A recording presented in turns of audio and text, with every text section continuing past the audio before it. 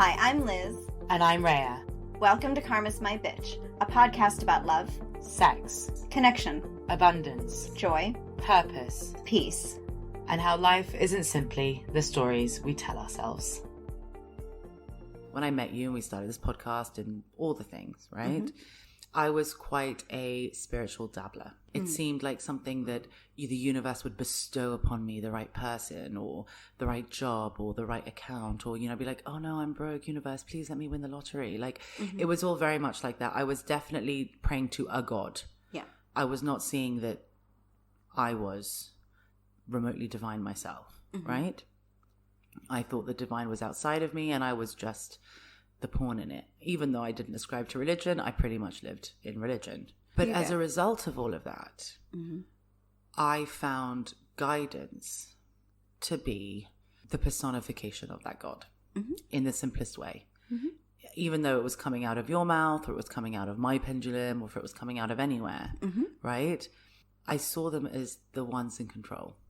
But at the same time, a lot of the information that I would get, which is not the same as anyone else that ever sees you.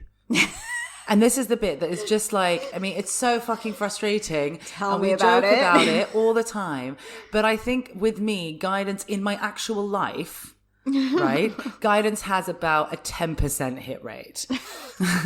And I'm not saying, look, I'm sure they don't lie. But they might be just talking about bits of my feet that are way over here when I'm way over there. Exactly. I don't know. I don't know either. I can't explain it, but they have like a 10%. And I remember once you said to me a couple of seasons ago when we were recording, one of the things that has always really mattered to me, which is 100% true, is freedom. And they've always upheld their part of that and giving me something to push back on so that I could remain free. Yeah, right? Very much. And 100%, I can see that.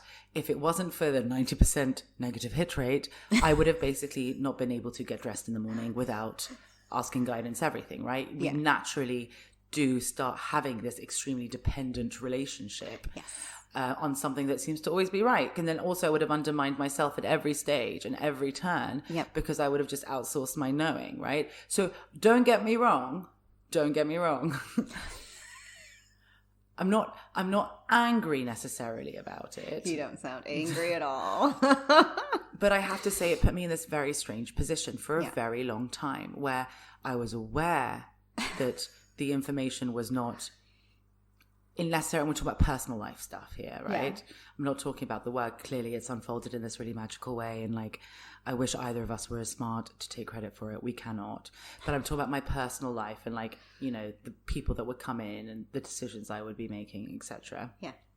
Whilst I knew on most levels that this is not going to turn out to be entirely accurate as I perceive it, I still believed it to be gospel. And I got stuck in this really weird middle ground where I didn't want to believe it. I knew that it wasn't necessarily something to be believed, but I still did. And I tortured myself consistently until eventually one day we had to have a conversation where I was like, I cannot talk about my personal life with guidance anymore. Yeah. I need to just live it rather than hearing them at the back of my head. Yeah. And it was so fucking necessary. And I have to say, because the other thing that was really interesting is normally when I went against them, and I was like, fuck it, I don't care what you say is going to happen. I still need to do it this way. That's where I found my power. Because I was literally eschewing everything and everyone. So for me, all of the things around spirituality, the manifestation stories, the astrology stories, the saging stories, all the things that we all take for kind of quite commonplace, all got packaged up in this one word, guidance. Yeah. And I ended up playing out all the toxic relationships that we have with spirituality with guidance. Yeah. So when you told me that today we were going to talk about guidance, I was like, okay, is this going to be like couples counseling? I hope not. I am so tired of being and I said this, I don't know, sometime this year, I don't know how I held out that long, but I was like, I'm no longer going to be in the middle of this dysfunctional relationship either. Yeah. That was awful for me. Yeah, of course. And because how does it make, because also, just curious, how does it make, because obviously for you, and I was thinking about it. You feel shitty. You feel shitty. Because also what you hear, you trust, so you say. Yeah. You can't. This is what, and you always taught me that as well when it came to speaking to people and stuff. We are not the gatekeepers of the information. We can't choose what to share. No. And that's not the, we say what we are told. Like, we say what we. Yeah, you cannot filter. No, you can't filter because it's not up to you. Yeah. Right? Not at all. You're just a vehicle for the information. You're not the translator of it. But at the same time, when I come back to you a week later and be like, okay, so it's shit. It's all shit. Yeah.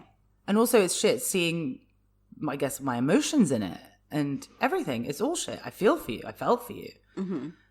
No, you didn't have to. That was no, but of course I did. Yeah. But I also resented it massively. Yeah. And, now we joke about it because I'm just like, all right, now we just don't talk about it. And other people come to see Liz and I'm just like, oh, you had an amazing transcendent experience. Oh, great for you. How lucky. How great. Oh, they were accurate. Oh, how weird. Oh, they were freakishly accurate. Oh, weird. Oh, great. So glad. Oh. So happy for you. So fantastic. So anyway, today we're going to get some answers on all of this.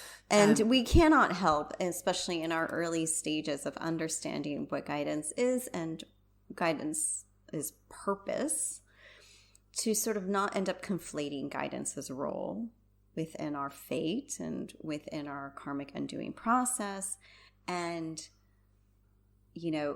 what the fuck they're all about, without sort of like transposing that sort of religious, spiritual, whatever perception we have of God onto them. It is very normal. I would say about 99.9% of people do it. Yeah. Because it's in their wiring. Yeah. Right? You are so hardwired. Yeah. To believe that God or whatever, or the angels, or however whatever label you want to put on them, exist outside of you, that you will do that. And it was even more fucked up for me because for some reason, and I remember we talked about this in season 4.1, I thought guidance was man. A lot of people also do that too because they also perceive God as male. Exactly. Yeah. So, I mean, it wasn't even like a little red flag for me. Like, wait a second, Rhea, you're transposing something that isn't meant to be somewhere on something. Yeah. Yeah. I mean, if you told me that they had like a white robe and going, have some wine and bread, like I probably wouldn't have been that surprised. Right. You know what I mean? Yeah. It is so difficult to unravel any of that sort of preconceived notion or story that we might have around it, that you just end up living with it for a really long time. Yeah. Right. And there were a few episodes ago, we mentioned Doreen Virtue. I mean, her whole thing was mainstreaming angels. Yeah. Right? I mean... And angels, as we've discussed in 4.1, that episode, there are angels that potentially could form part of our guidance council. Yes. Yeah. Which I guess we should maybe have a recap on. What is guidance council stuff? So we all have a guidance council. And again, how many will depend on whether or not you're on mission. So whether or not you're here for consciousness elevation, right? Your purpose, which we banged on about enough seasons. Which is just basically your fate. Divine expression, and your fate is how you're going to do it. Exactly. Well done. So just like everything else in this conversation that we have in the podcast, what you just said earlier, which was, guidance is not magical, right? Okay. In the sense that we, again, transpose this idea that guidance, because they're angels or because they're master guides or because, whatever they represent is so divine, then therefore, they're almost untouchable. But you and I know through our years of working with them, we take the piss all the time because I understand. I mean, I take the piss out of them. I literally just spent 10 minutes taking the piss out of them. Yeah, I mean, I demystified it enough for you over time that you got to see that you don't have to kind of hold a certain reverence. Yeah. That we've been programmed to. 100%. And that's not something that they ever wanted. I mean, of course, there's a level of respect, and that's important because we have to maintain that relationship just as I respect you. So guidance, they're just extensions of the divine. They do exist within a hierarchy, but they're ultimately from the same source as we are, which means they are really not any different from us aside their actual distinctions. Just like you and I differ, right? We don't look the same, we don't sound the same, etc. The same would go for them. Okay. So at the top of this hierarchy, this guidance council hierarchy, you have the archangels. Then you have another type of angel, right? You have the cherubim, the seraphim, and the ophanim. They all have their other functions, right? They have distinct functions. And then you have regular angels, and there's like different types, like virtue angels. And then below that, you have like master guides. And then, people also talk about having spirit animals and stuff like that. So ultimately, then, there is no separation between us and guidance if we're all sourced from the same source, right? If we all come from the same source, and really what distinguishes us, well, you and I are in physical body and they are not. Okay, cool. Okay.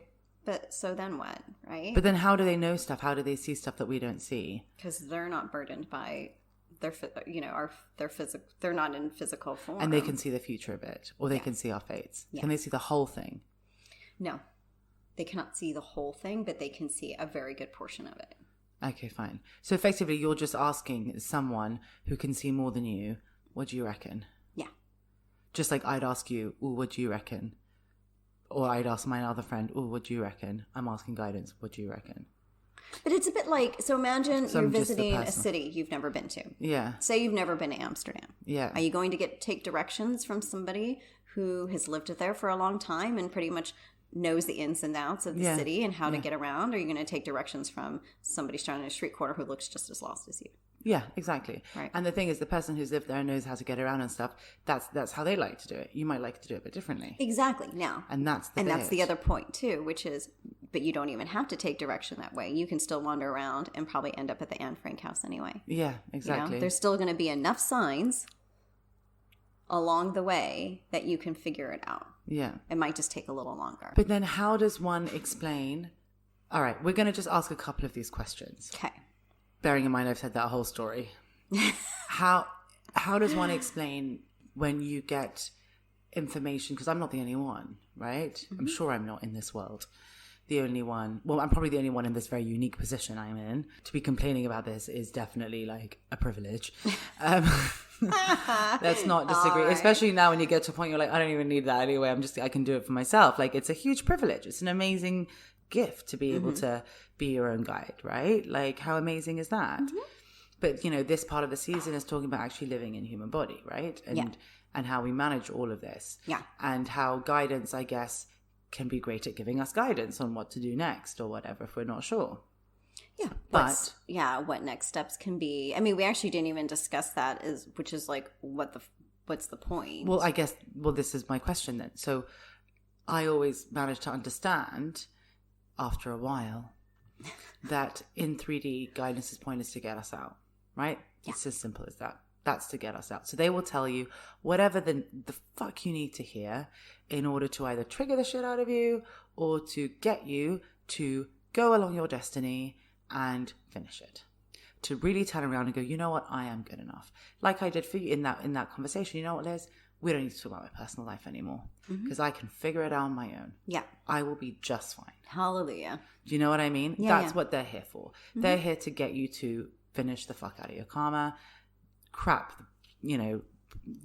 transcend all your ego and become fearless. And part of becoming fearless is to know that you don't need anyone or anything to tell you how to choose. Yeah. So I get that. Yeah, and effectively be stand-ins for the divine until you can own your divine self. Okay, go on. No, that's it. What do you mean?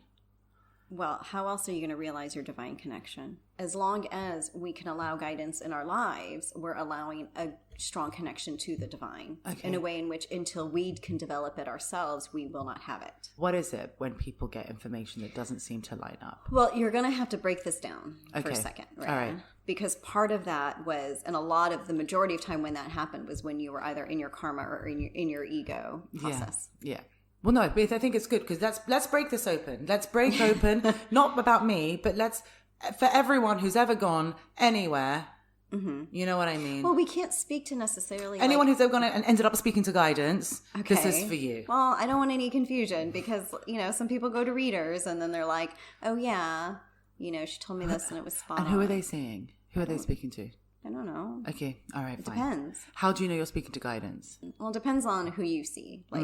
Again, that's why I always say go to referrals because a person will usually convey why they're, it's not just the information. Sometimes it's also a feeling. I'm often wary of people who say that they work with, as a medium, they might work with a particular spirit, and that spirit has a name. Okay. Now, to be fair, that is often guidance, and the person has just kind of like feels safer if they're like, oh, I just channel this one spirit named John. Yeah.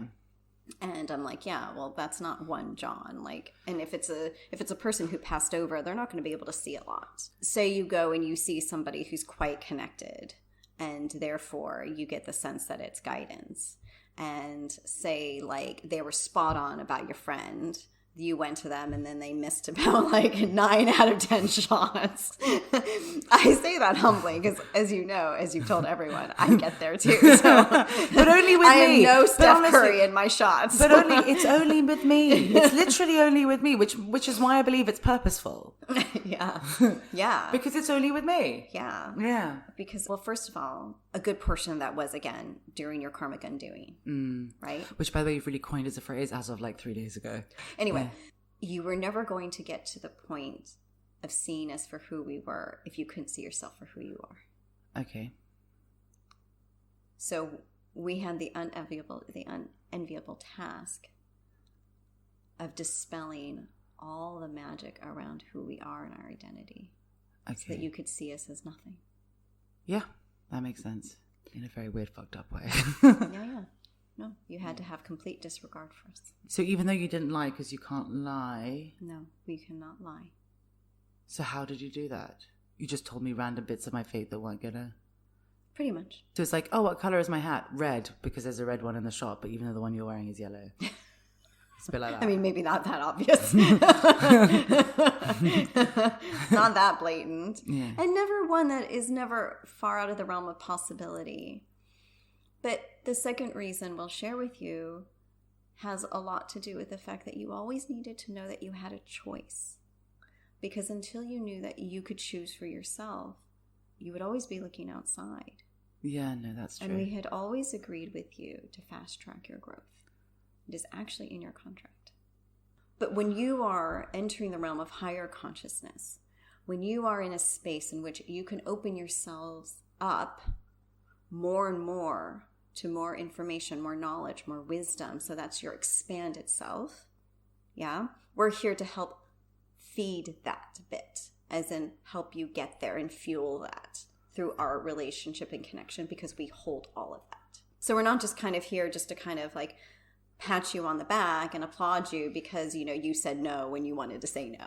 Yeah. even though it killed you because you felt like you had, you should say yes. Yeah. But you said no and you tackled that momentary fear. Yes, that's it. But the reason for this episode and the point of what we're getting at in terms of demystifying our identity has everything to do with the fact that as you get to that space of higher and higher consciousness, now we're not talking about just your basic higher consciousness, you're out of your karma, you killed your ego, but we're talking about this elevated consciousness and existence that comes along with it. Your relationship to us and our role in that has to shift. So what does it shift from and then to? It shifts from the sort of quote-unquote guidance, as in we're your guides, when you can fully mantle yourself and stand in as the divine with full divine consciousness. We are your servants. How does that work? What do you mean? If you can speak louder, great, but I understand your channeling right now. So you understand our function, right? We are functionaries of the divine. We all hold various pieces of information to be able to access all. So each one doesn't hold all the information, each one holds bits. Mm-hmm. So communally you hold loads, but actually each one of you will hold interesting. Oh, I mean, okay, did not know this. Mm-hmm. Okay. Oh yeah, but that's why we access various ones at different times. But yeah.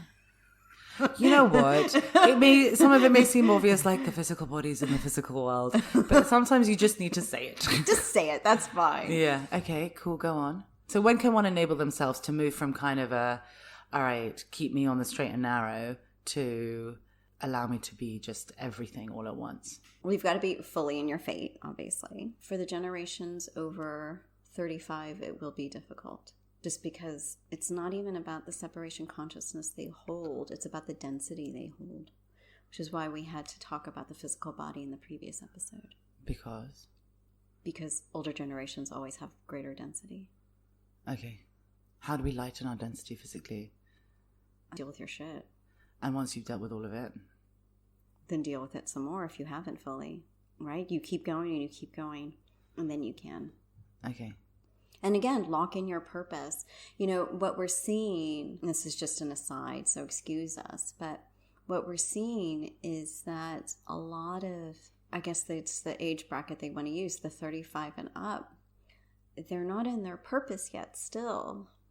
Again, I guess they're pointing back to the millennial thing that we mentioned in some episode, which is they're generally the most purposeless of the generations. They're circling. They're actually circling through their pain. It's like, you know, I suffer, things get better. I suffer, things get better. And so guidance are here to help transcend all of that. Yeah. That's basically it. So they will tell you what. Yeah, the reason for their existence is ultimate transcendence. And can they tell how you feel? Can they get inside your head? No. They can't get inside your head.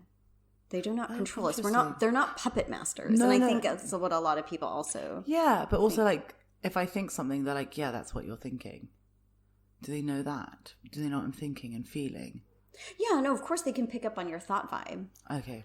And again, like when I teach pendulum, I always teach, your thought, which is always faster than what you say, that is always going to be the thing that they address, right? So it's not like, because they don't hear you, because we say these questions out loud, it's almost presumed that they hear us, but they do not. But they're attuned to us just as we are attuned to them, which is what allows that communication. So if, let's say, you're not me and you've had more than a 10% hit rate, but you haven't You're always... hopeful, Rhea, will tell you this. A good day for a lot of people be a 50% accuracy. Now, again, as we've said, accuracy these days is a lot higher because there's less separation. Yeah. That's just all it is. It's not that the person is necessarily more gifted than the other. It's just, again, there's less guidance separation. Is saying something, but the person's hearing something maybe a bit different. Yeah, or they're filtering it through their own bullshit. Yeah, or they just, it depends. I got an image and my interpretation of this image is X. Yeah. Because that's how I would see things. Fine. Yeah. Yeah. But that's the point, isn't it? We're meant to have our own relationships with guidance. We're not meant to have an intermediary. No, ever. And actually, like when we're writing, for example, I'm like, oh, I've got title guide. And I always joke whether or not it's real. And I come up with like amazing titles. And I think, God, I'm just like, I'm so talented at titles. Or like, or all of a sudden I'm like, oh, I can see how this fits together. And I don't know how I can see that, but I get it now. And I'm just going to like, I don't know, make that song or write that poem, or somehow those lyrics came out perfectly and I don't quite know how, or whatever it is. Those are all guidance, different guides giving me different assistance. Could be, right? Or your higher self, or you, because we're really amazing beings. Yeah, so all the different, just all at once, happening at once. Exactly. That's why it's nice to work with guidance. Yeah. When you look at guidance as... just like that. But like when you look at guidance as God, your God, that's when shit gets toxic. Yeah, absolutely. Independent and because messy. Actually you're only ever, and this is something I do genuinely believe, you're only ever going to tell me, well, there's two things. First, no matter how I feel it or see it, I'm never going to be able to make the person across from me feel it or see it exactly how I do. So you could say something and be like, yeah, but that's positive, right? And you're like, yeah, of course, isn't that what I meant? And I'm like, I didn't quite see it that way, right? So you can't, you're not inside someone else. No. So you don't know how they're getting that information, right? And you're always going to filter it based on a history, necessarily, or whatever. Yeah. So there's that. B, all guidance are really here for us to show you how you feel, right? In some ways, in your karma and stuff. Yeah, reflecting it back, for sure. So like, if I was here to learn that I was the most powerful thing in my world, guidance were going to push me for me to turn around and be like, fuck off, guys. I'm more powerful than that. Yeah, pretty much. Effectively, right? And I think that's the one thing I kind of came to understand is that like all the amazing things I've created in my life, it's not like guidance gave them to me. No. I created them. I made choices and I created them. But the thing about guidance in this consciousness game, our ability to connect with them and know them and have conversations with them in a way in which, we don't need a priest or a priestess or, whatever, all the functionaries who existed in previous lifetimes and places and spaces that we needed because it took a very specific person to be that vehicle for that connection. We don't have to have that anymore, right? The veils are thinner. Our capacity for connection and consciousness are greater, that everyone can have it. And we're meant to get there. And then we're, again, once we've achieved a certain understanding, move past it and allow that to evolve into something else, right? Again, there's always going to be more and more. Like with any sort of 5D relationship, it always has to shift, right? Now, you've talked about your push-pull relationship with guidance. Our evolution is always a push-pull. That's why, right? Because how difficult this relationship is it depends on how receptive we are, depends on our awareness. But ultimately, we are here to remember that we are the divine. Guidance in any contract that we have, if we have a contract with guidance, they are bound to us to get us to God consciousness. Whatever it takes, Rhea. Which ultimately then is to release us from anything that holds us back. So effectively, we are meant to be powerful, free beings. So that contract is to get us to realize and remember we are powerful, free beings. But they can't do anything in our lives anyway. All they can do is tell us stuff, right? Well, but then they can also help create certain scenarios to get us there. They're not the ones in control. What do you mean by create certain scenarios then? It's not in the way that you're imagining where like, oh, did this person cross my path one day and they're the ones who sent it? No. But did you get an inclination to go walk somewhere and end up on a particular street corner at that very same time where perhaps you weren't receptive or open to that idea until something nudged you so that way you could meet your fate? So in a nice way? Yeah. Because for me, all I just hear is, oh. Well, but that's you. Again, that's your filter. That's your inclination to see it in a negative way because you don't like the idea of somebody influencing or controlling your movements. And I'm like, okay. But you might get a nudge to be, oh, you should go there. And that's when you go there. You're like, oh, I came to this party. Oh, that's why, because I met Ricardo. Yeah. So but it's not like, oh, I came to this party. Or I went to this dinner and I just met somebody, or, I was at this one place and I was really looking for a designer for X. I don't mean for But I thought that was like a higher self doing that. Not always. Your higher self is that self that can see more than you, right? But the higher self is actually still limited by its capacity and its capabilities, which again does not hold all the building blocks of information. Because every guide holds a bit. Yeah. But we just perceive our higher self as being amazing because compared to our physical reality, it can seem amazing. But everything's relative in that respect. They'll never be in control. They can never pull strings or interfere. That is very true. They are not contracted to ever do that. Actually, they have a non-interference clause, as we said earlier, unless it's going to kill you. And those are your guardian angels, by the way, who are actually in charge of your physical safety. Okay, fine. But how does one move from having one type of relationship with something that always felt really toxic and painful to having a different type of relationship with the same thing? Well, first of all, you have to make a choice, right? You make a choice. I am committed to this relationship.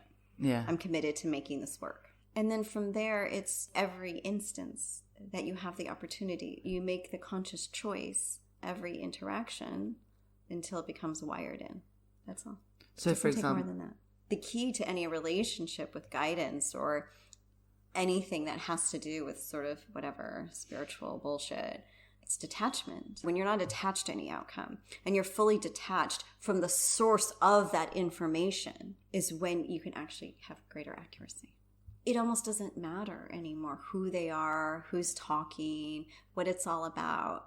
They have their rightful place because you just allow them to exist just as you, as opposed to applying a level of significance that then creates more separation. It's a bit tricky, but the more you do it, the easier it becomes, and the better you'll understand it. Because again, I think that's part of that intuitive knowing that you can't just kind of like wrap your head around. I guess the one thing that I've really learned, all the amazing things, all the surprising things, all the magical things that have happened to me in my life came out of nowhere.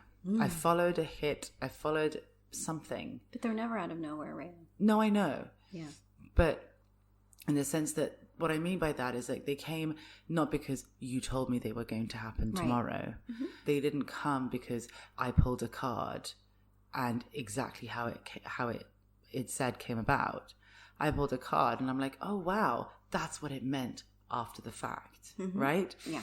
Part of the reason why, fine, I was aggressive in we're never going to talk about my personal life, because obviously if there's no separation between me and them, they're in my personal life. But at the same time, I don't ask those things because I don't want to know. I just want to live. And we're here for that. Thank you for listening. For more information, articles, and inspiration, find us at karmasmybitch.com and at karmasmybitch.insta. And if you liked what you heard, please subscribe and leave us a review.